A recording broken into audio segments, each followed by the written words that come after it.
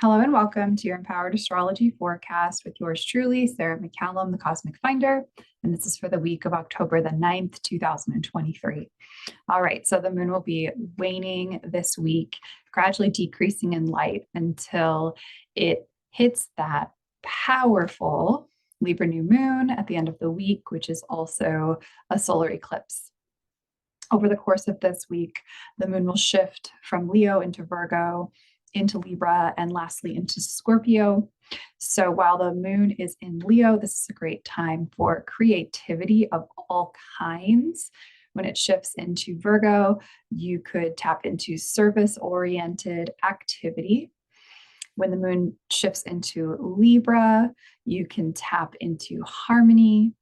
And lastly, when it moves into Scorpio at the end of the week, you could tap into anything that requires intensity.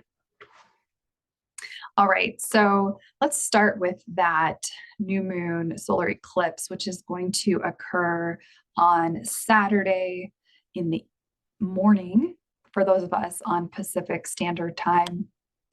With a new moon, we typically think about intention setting, manifestation.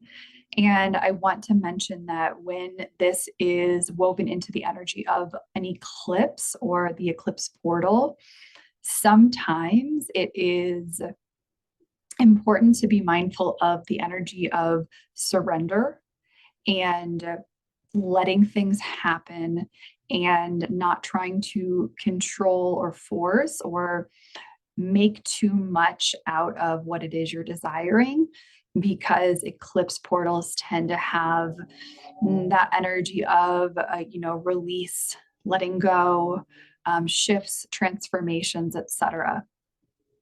So again, just understand that yes, it's still welcome to bring in the energy of manifestation, but you want to do so with a healthy dose of surrender. And the new moon is a time where the sun and moon are in the same sign, that being Libra. You know, that is so much about our relationship to the other, to something outside of ourself.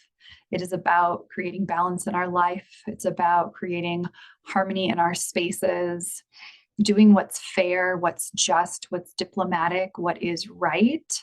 And with that being said, again, with this eclipse energy, you may notice that there is some conflict or tension within your relationships.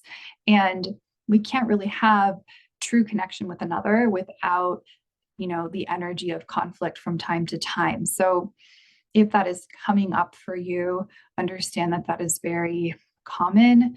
And I think also like something that we should just accept when it comes to true connection, true intimacy, true relationship, being vulnerable. There are going to be pockets of time where we do experience conflict, and that is hopefully creating some sort of a positive change.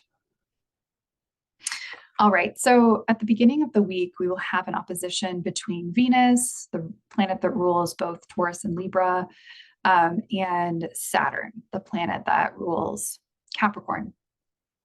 So Venus can be our loving nature, can also be about worthiness and finances, and the opposition creating the push-pull with the planet that is so much about our maturation process and limitations. So there could be some limitations that are unearthed in relationship to your finances, or your financial situation on Monday. Or there could be some wounding that is deeply felt in regards to romantic connections, your loving nature, things like that. On Tuesday the 10th, Pluto will move direct. So we may start to feel some really powerful forward movement in regards to our healing and transformation processes. But there will also be an opposition that day between the sun and Chiron. So this can feel like, a push-pull that is very much around like accepting the self, fully embracing our purpose, what we're here to do. And again, there can be wounding that comes up around who we are and our basic purpose in life.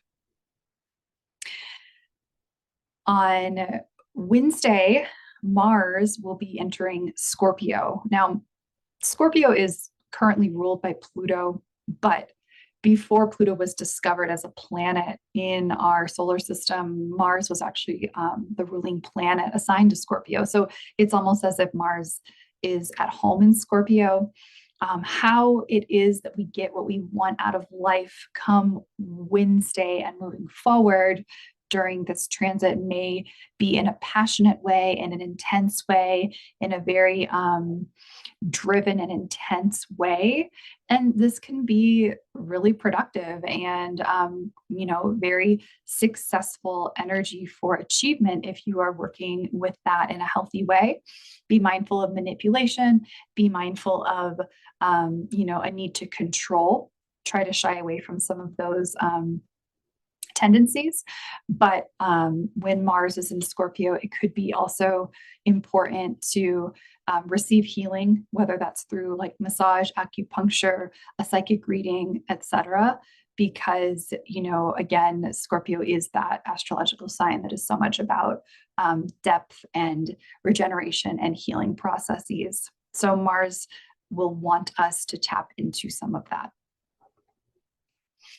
All right. And then let's see here on Friday, the 13th, Mars will be in a trine with Saturn. So this can be a bit more of an easeful relationship between these two planets, Mars, the ruling planet of Aries, Saturn, the ruling planet of Capricorn.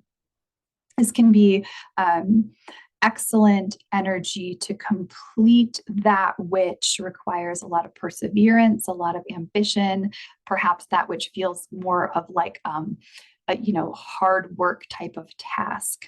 So if you have anything that you need to get done this week, perhaps focus on the 13th as a good day for those types of tasks.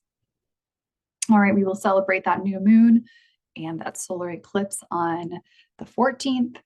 And just know that we are, again, like entering this eclipse portal. Okay, so this is going to occur throughout October. The lunar eclipse will be on the 28th. And it is just really wise to kind of envision yourself on a river and, you're flowing with the water and perhaps you see a rock. And rather than trying to grasp for that rock to hold on to climb up upon, just like let it flow past you and know that we're collectively in this together.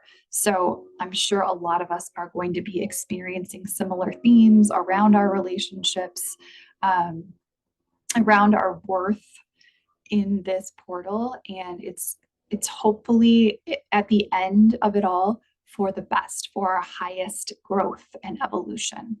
So lastly, I did select a card out of the Shaman's Dream Oracle, and the card that came through is In the Hand. The universe is your partner.